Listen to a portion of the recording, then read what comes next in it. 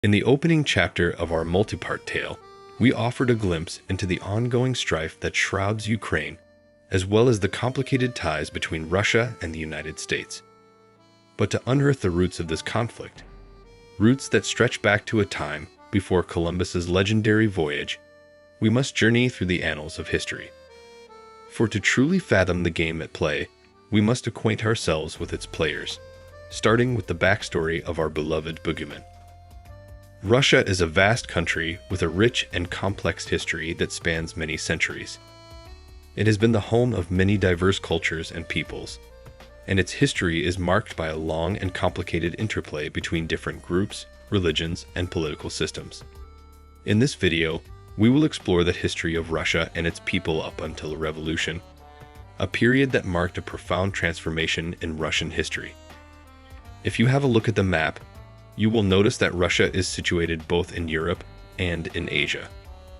This country has always represented the bridge between the West and the East, and not only geographically, but also economically, politically, culturally, and spiritually. It could be said that its historical mission has always been to connect two great civilizations, that of the East and of the West.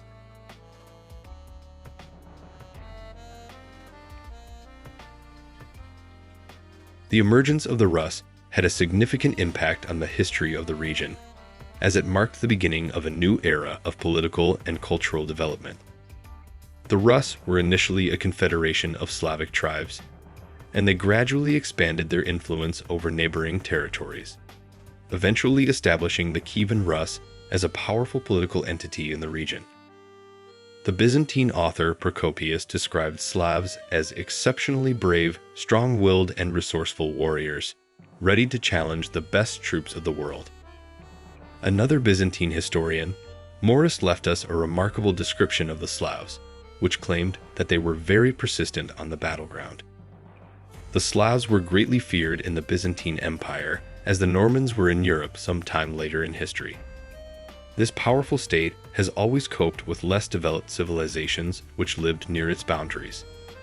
But the mighty nomads from Middle Asia, known as the Huns, appeared in Europe in the 5th century and caused the so-called Great Migration of people.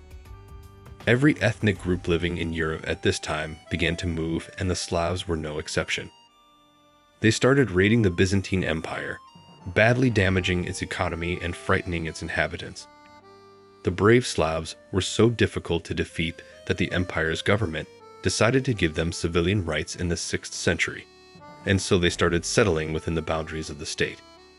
It was also in the 6th century that streams of Slavic tribes flew into the Russian plains.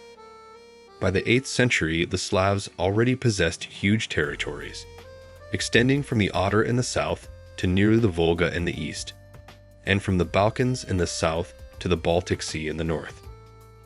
The foundations of the Russian state were laid during the early medieval period. The Varangians, Scandinavian warriors, established the first ruling dynasty known as the Rurik dynasty. They ruled over the Rus lands, which were a collection of principalities and city-states. The Rurikids provided a sense of unity and stability to the fragmented region.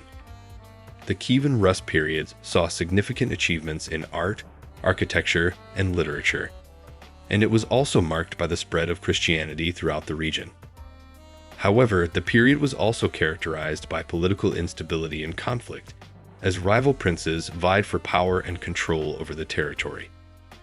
Kievan Rus reached its peak in the 11th and 12th centuries under the rule of Prince Vladimir the Great, who converted to Christianity and made it the official religion of the state. The Mongol invasion of the 13th century devastated the region, and Kievan Rus was fragmented into several smaller states. The once thriving cities were reduced to ruins, and the population suffered greatly from the horrors of war and occupation. The Mongols implemented a system of tribute and control, which further weakened the political and economic stability of the Rus lands. The Mongol domination brought a period of political fragmentation and internal strife among the Rus principalities.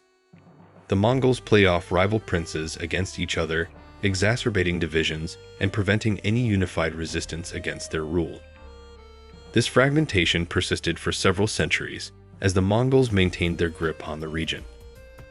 Despite the hardships imposed by the Mongols, the Rus lands gradually began to recover.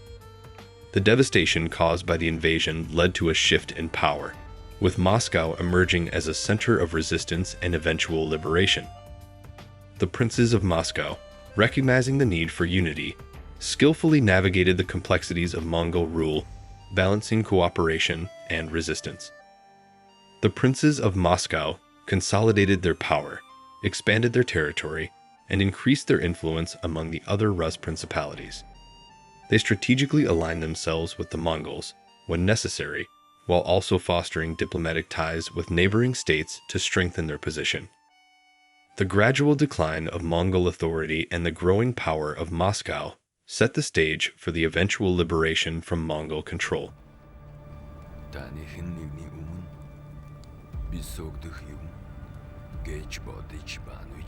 Ты думаешь, великий хан встанет перед кем-нибудь из вас на колени?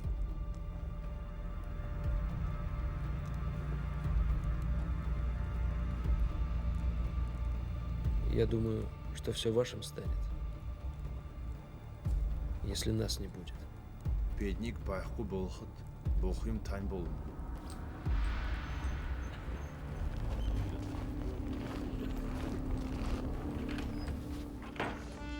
Ivan III, through skillful diplomacy and military campaigns, successfully asserted Moscow's independence from the Golden Horde in 1480. This event marked a significant turning point in Russian history, as Moscow emerged as the leading political and cultural center, laying the foundation for the future Russian Empire. The Mongol domination brought political instability and internal divisions among the Rus principalities. However, the resilience of the Rus people and the rise of Moscow as a center of power eventually led to the liberation from Mongol control. The legacy of the Mongol invasions left a lasting impact on Russian history, shaping political, cultural, and economic developments in the centuries that followed. Передай ему. День придет, наша возьмет. Манахым делх ödür ürхим.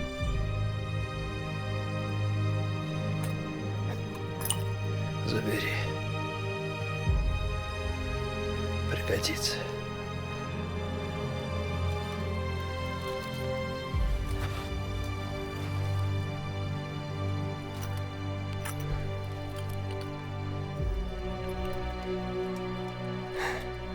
Вот ты и встал на колено.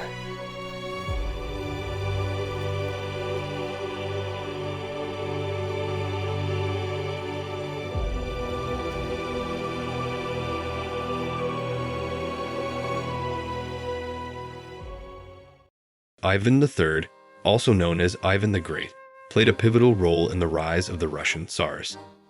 He successfully asserted Moscow's independence from the Mongols in 1480, marking a significant milestone. He successfully expanded Moscow's territory and adopted the title of Grand Prince of all Rus. His reign set the stage for the transformation of Moscow into the political and cultural center of Russia. For the first time, a two-headed eagle as a state symbol of the Russian state appeared on the state seal of Ivan III in 1497. Being the husband of Sophia Paleologina, descended from the last Byzantine ruling dynasty, he decided to use the coat of arms of the Holy Roman Empire, declaring himself the heir to the eastern part of the disintegrating empire, Byzantium. The marriage was actually suggested by the Pope with the hope of bringing Russia and the whole Orthodox Church under the influence of the Catholic Church. The Pope's plan of reconciliation drastically backfired. Instead, Ivan III began to see himself as the legitimate heir of the Byzantine emperor, and he adopted the imperial double-headed eagle, which still appears on Russia's coat of arms. In addition, Moscow was said to have become the third Rome, following Rome, which had lost the true Christian faith and became Catholic, and Constantinople, which had fallen to the Turks.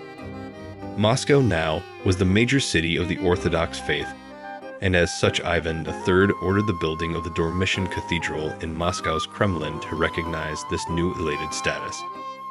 Thus, the wings of its own double-headed eagle began to cover both west and east. In the 16th century, the Grand Duchy of Moscow emerged as a dominant force in Russia. The leadership of Ivan IV Vasilievich, also known as Ivan the Terrible, unified the Russian lands and established the Tsardom of Russia. The seeds of the dreadful human being Ivan would become were sown in his miserable childhood. His father, Vasily the Grand Prince of Moscow, died when Ivan was just 3 years old, and his mother passed away when he was 8. The young prince then became the object of power struggles between various members of the nobility, in particular, the powerful Shusky and Bolesky families. While the royal court descended into a dangerous chaos of murder and intrigue, Ivan and his deaf-mute brother Yuri were treated no better than a couple of street urchins. There were times when Ivan and his sibling were left clothed in rags and on the verge of starvation. My brother Yuri, of blessed memory, and me they brought up like vagrants and children of the poorest. Ivan wrote in a letter to his close friend, Prince Andrei Kurbsky, "What have I suffered for want of garments and food?" Being neglected and treated as a political football made Ivan mistrust the nobility. A mistrust would fester into blinding hatred as he grew older. When he became Tsar, his mistreatment would come back to bite the noble families of Ivan's realm in the most spectacular fashion. At the age of 13, Ivan finally bared his teeth. The powerful Shusty family were by this time the de facto rulers of Russia, having emerged victorious from their power struggle with the Belskys to have control over the prince.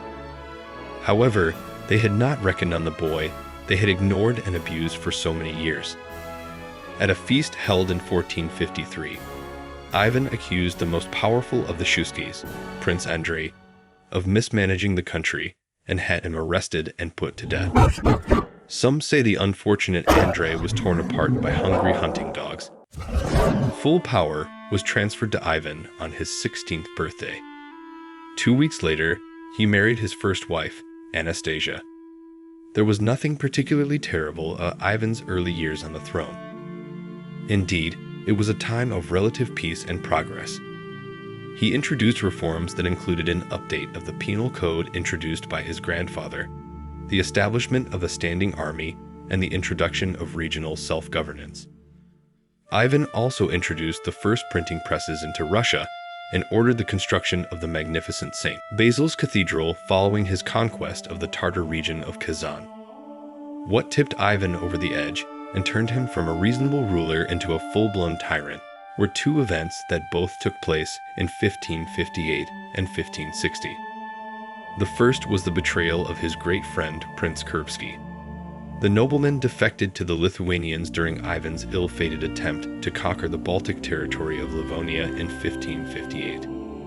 Kurbsky took charge of the Lithuanian army and, alongside forces from Poland and Sweden, handed Russia a defeat that left Ivan beside himself with fury and more convinced than ever that his country's nobility was out to get him. The second event was the death of his beloved wife Anastasia in 1560. Ivan was certain that his wife had been poisoned by his enemies. While no evidence could be found of poison at the time, a 20th century examination of the Tsarina's bones uncovered unusually high levels of mercury, indicating that the paranoid young monarch might well have been right. The contradictory personality of Ivan the Terrible seems to combine the inner portraits of two antipodes. His pathological cruelty and mass atrocities are a historical fact. At the same time, Ivan Vasilievich was a connoisseur of the scriptures who was constantly present at divine services, spent hours in prayer, and hardly missed an opportunity to enter into a theological dispute with representatives of non-Orthodox denominations. How did these qualities appear, develop, and coexist in the character of the Tsar of all Russia? Apparently, the boyars taking care of the young Tsar did not cope with their task, which largely shaped Ivan's hatred of them. Below are several extracts from his personal letters.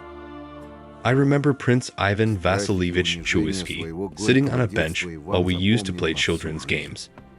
leaning his elbow on our father's bed and putting his foot on a chair. He did not even bother looking at us, neither as a parent, nor as a guardian, let alone like a slave to the masters. Who can endure such pride?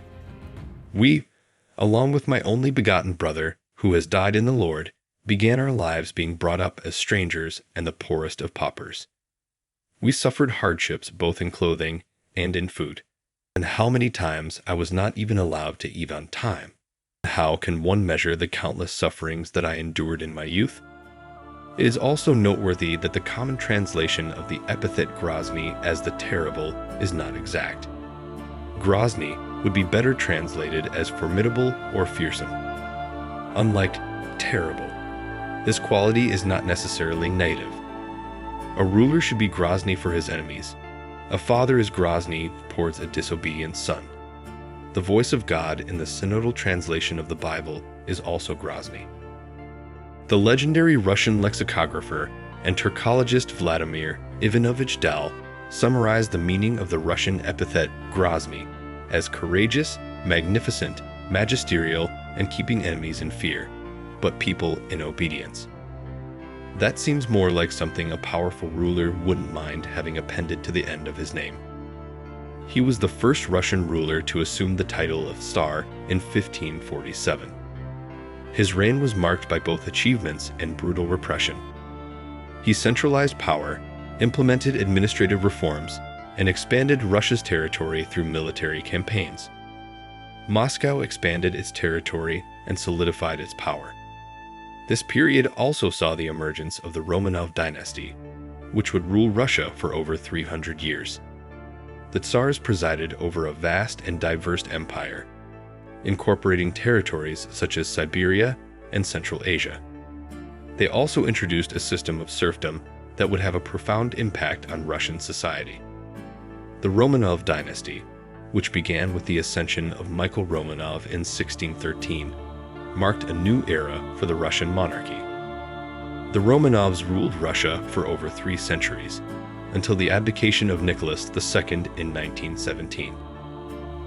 In the late 17th century, Peter the Great came to power and initiated a series of reforms aimed at modernizing Russia and making it a great European power. He introduced Western technology, culture, administrative practices. He shifted the capital from Moscow to St. Petersburg and established a powerful standing army. Under Peter's rule, Russia became a major player on the European stage. The period of the Tsars was marked by significant achievements in art, literature, and science. The era saw the emergence of renowned artists such as Ivan Shishkin and Isaac Levitin, as well as the construction of iconic landmarks such as St. Basil's Cathedral and the Winter Palace. However, the Tsarist regime was also characterized by authoritarianism, censorship, and political repression. The vast majority of the Russian population remained poor and oppressed, and discontent with the regime simmered throughout the country.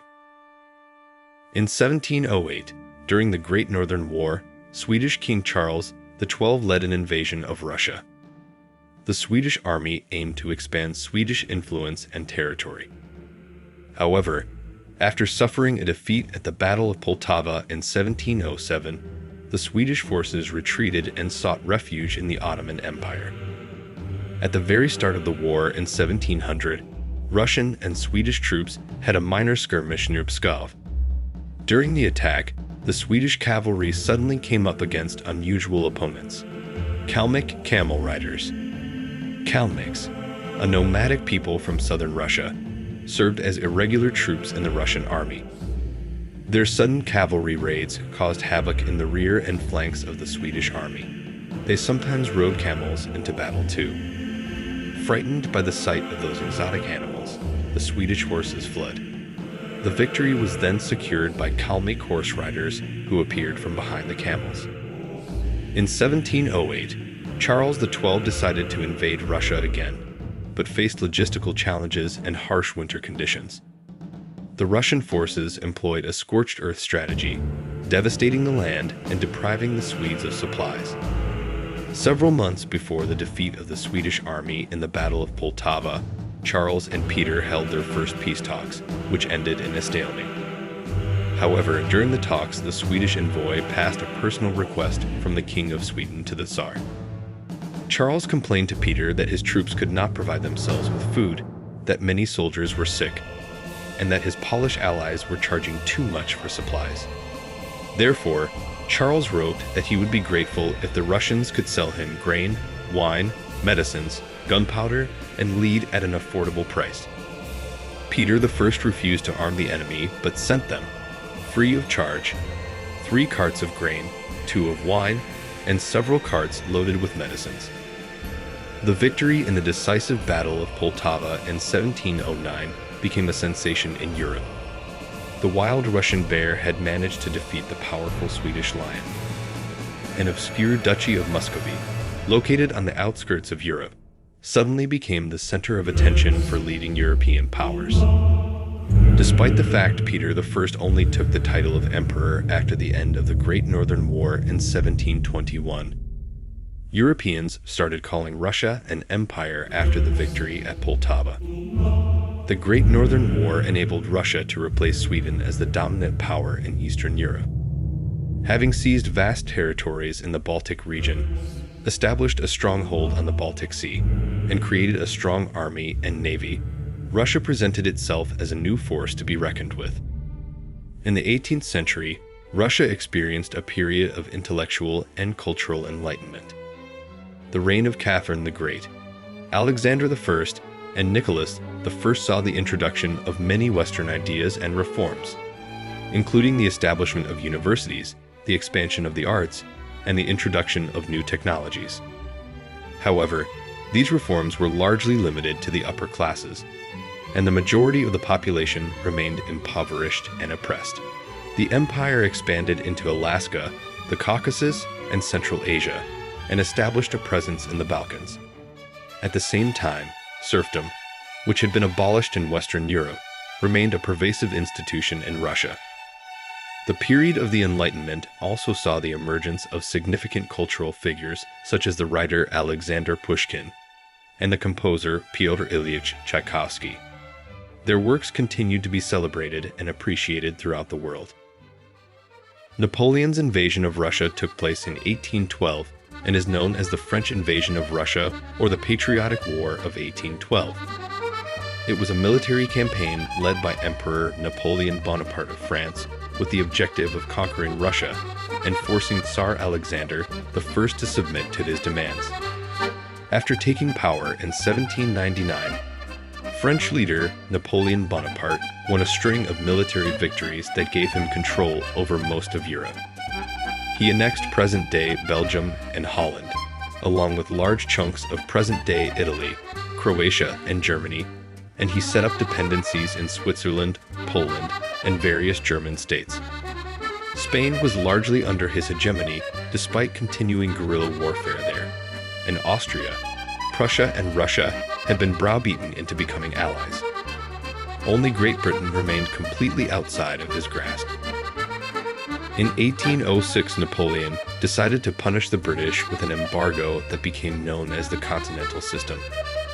But by the end of 1810, Tsar Alexander I had stopped complying due to its deleterious effect on Russian trade and the value of the ruble. Alexander also imposed a heavy tax on French luxury products like lace and rebuffed Napoleon's attempt to marry one of his sisters. Exacerbating tensions was the 1807 formation of the Duchy of Warsaw. Though Napoleon created that state from Prussian, not Russian, lands, Alexander worried that it would incite a hostile Polish nationalism. Napoleon, who considered Russia a natural ally since it had no territorial conflicts with France, soon moved to teach Alexander a lesson. In 1812, the French emperor raised a massive army of troops from all over Europe, the first of which entered Russia on June 24. It was the most diverse European army since the Crusades. The invasion began in June 1812 when the French Grande Armée, consisting of around 600,000 soldiers from various nations, crossed the border into Russia. Initially, the Russian forces under the command of Field Marshal Mikhail Kutuzov adopted a strategy of avoiding major battles and retreating. employing scorched earth tactics to deny resources to the invading army.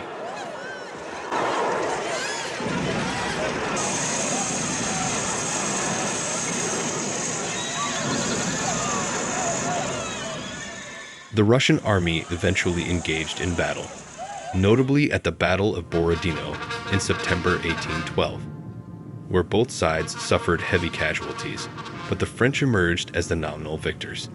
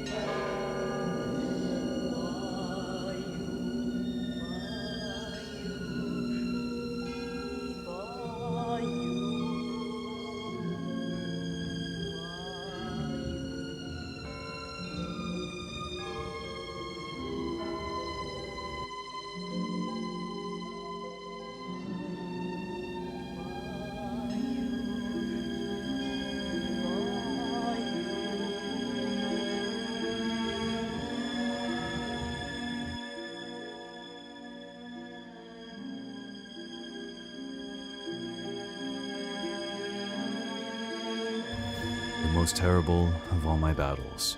The French showed themselves worthy of victory, but the Russians showed themselves worthy of being invincible. The Russians employed a strategy of strategic retreat, leading the French army further into Russia's vast expanse. By the time Napoleon reached Moscow in September 1812, the city had been abandoned and set ablaze by the Russians, denying him a decisive victory.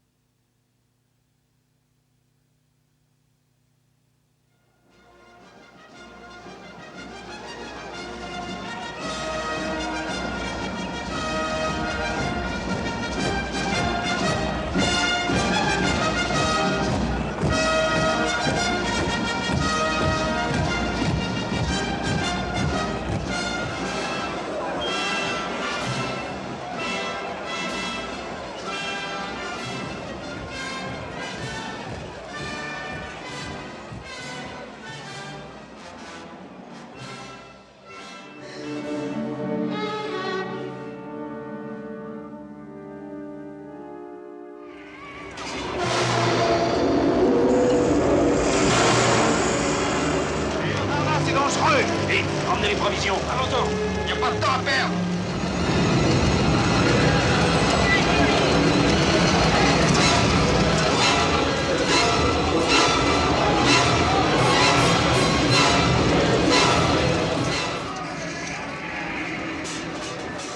Faced with dwindling supplies, an approaching Russian winter, and the increasing strength of Russian resistance, Napoleon decided to retreat in October 1812. The retreat from Moscow turned into a disastrous ordeal for the French army. Harsh winter conditions, Russian attacks, and logistical challenges took a heavy toll on the retreating forces. By the end of the campaign, the Grande Armée had suffered massive losses, with estimates ranging from 380,000 to 500,000 soldiers dead, missing, or captured. Napoleon was deeply struck by the massive popular resistance to his invasion, as already seen by his reaction to the Moscow fire. The most menacing army cannot successfully wage war against a whole nation that decided to win or die. We did not deal with the Lithuanians, indifferent viewers of events unfolding around them. All the people who were ethnic Russians left their houses when we advanced. On our way, we only encountered deserted or burnt settlements whose dwellers united in gangs that acted against our foragers. Despite his humiliating defeat, Napoleon appreciated the beauty of Russian cities. The view of Smolensk, which is situated in the form of an amphitheater on the banks of the Dnieper River, makes a beautiful picture. His comments on the ancient Russian capital were even more flattering. Built like Rome on 7 hills, Moscow looks picturesque. One should see the view of this city, semi-Eastern and semi-European, with its 200 churches and 1,000 domes of different colors that soar above, to experience the feeling that we had when we looked at it from the height of Poklanaya Gora. Napoleon's invasion of Russia was a turning point in his military career and marked the beginning of his decline. The failed campaign significantly weakened the French Empire and boosted the morale of other European nations in their fight against French dominance. It ultimately played a crucial role in Napoleon's eventual defeat and downfall in the following years.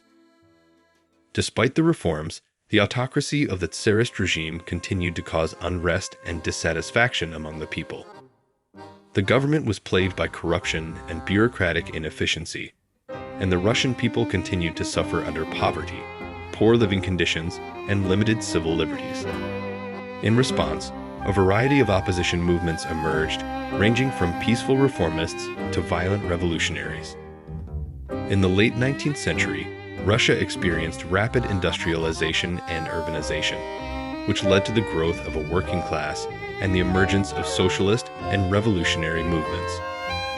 The reign of Nicholas II was marked by political repression, economic stagnation, and military defeats starting in the Russo-Japanese War. The origins of the war with Japan can be traced back to tensions between the countries over territorial and economic interests in East Asia.